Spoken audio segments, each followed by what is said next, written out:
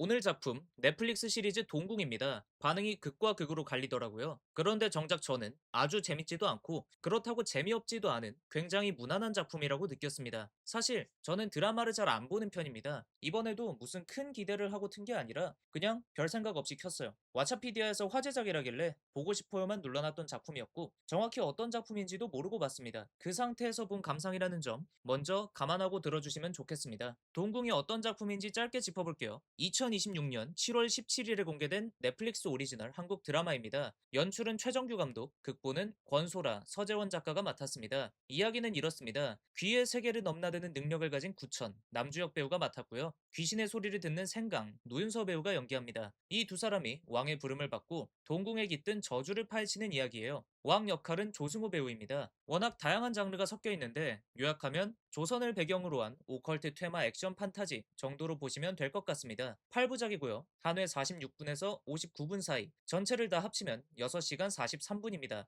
그리고 이 작품을 두고 콘스탄틴 같다, 기묘한 이야기 같다는 이야기가 꽤 나오더라고요. 그런데 제가 그 두 작품을 안 봤습니다. 그래서 그 비교는 할 수가 없다는 점 양해 부탁드립니다. 그럼 좋았던 점 말씀드리겠습니다. 일단 전개 속도가 좋았어요. 8부작에 회당 50분 안팎이죠. 부담 없이 볼 수 있었습니다. 첫날 4편, 다음날 4편으로 반씩 잘라서 봤는데 크게 늘어지는 부분도 없고 갑자기 급해지는 부분도 없어서 편했어요. 드라마를 잘 안 보는 저 같은 사람에게는 이런 점이 꽤 큽니다. 시리즈물에 손이 잘 안 가는 이유가 보통 길어서거든요. 이 작품은 그 진입 장벽을 잘 넘었다고 봅니다. 그 다음에 눈에 들어온 건 시각 효과입니다. 꽤 화려합니다. 귀의 세계를 오가는 설정이다 보니 보여줄 게 많은 작품인데 확실히 볼거리를 아끼지 않습니다. 사운드도 풍성했습니다. 공간을 꽉 채워주는 느낌이라 듣는 맛이 있었어요. 그리고 제일 인상 깊었던 배우를 한 명 꼽으라면 저는 고민 없이 조승우 배우입니다. 역시 최고의 연기였습니다. 등장할 때마다 화면의 무게가 달라진다는 느낌이 들었어요. 자, 그럼 호불호가 갈릴 만한 지점 말씀드릴게요.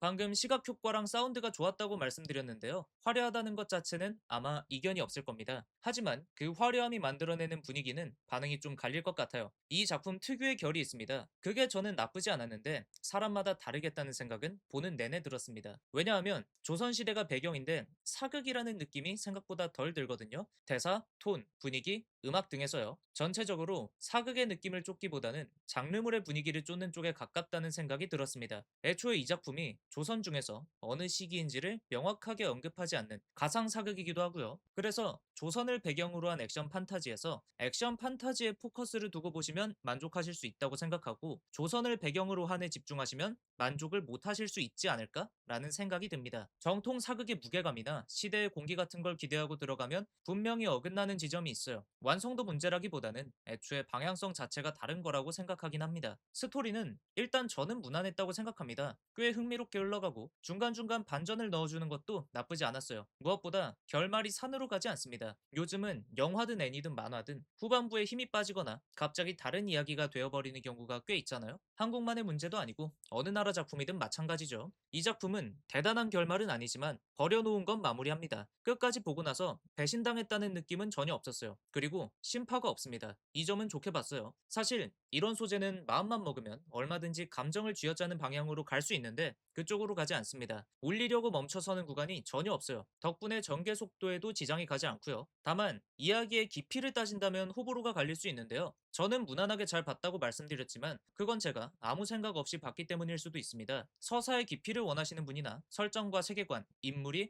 매우 촘촘하게 맞물리는 걸 보고 싶으시다면 아쉬울 수도 있습니다. 물론 장르물이니까 그 정도는 감안할 수 있다고 생각하지만 이건 어디까지나 제 기준이니까요. 반응이 갈릴 수 있다는 데에는 동의합니다. 그래서 돌고 돌아 정리하자면 사전에 기대가 컸다면 좀 아쉬웠을 것 같습니다. 저는 기대는커녕 뭔지도 제대로 모르고 봤기 때문에 무난하게 즐긴 쪽에 가깝습니다. 그런데 공개 전부터 예고편 챙겨보시고 기대작 리스트에 올려두고 기다리셨던 분이라면 저와는 다른 결론에 도달하셨을 수도 있겠다는 생각이 듭니다. 기대의 차이가 이 작품에서는 꽤 크게 작용합니다. 그럼 어떤 분께 추천하고 비추천하는지 정리해보겠습니다. 먼저 이런 분께는 추천합니다. 휴일에 아무 생각 없이 정주행할 작품을 찾고 계신 분이라면 잘 맞을 것 같습니다. 호흡이 좋아서 하루 4편씩 이틀이면 끝나고 정주행을 잘하시는 분들은 하루에도 충분히 보실 수 있을 거예요. 또 조승우 배우의 연기를 보고 싶으신 분 충분히 값을 합니다. 그리고 오컬트나 퇴마 장르물 좋아하시는 분들은 제가 말씀 안 드려도 이미 다 보셨을 것 같습니다.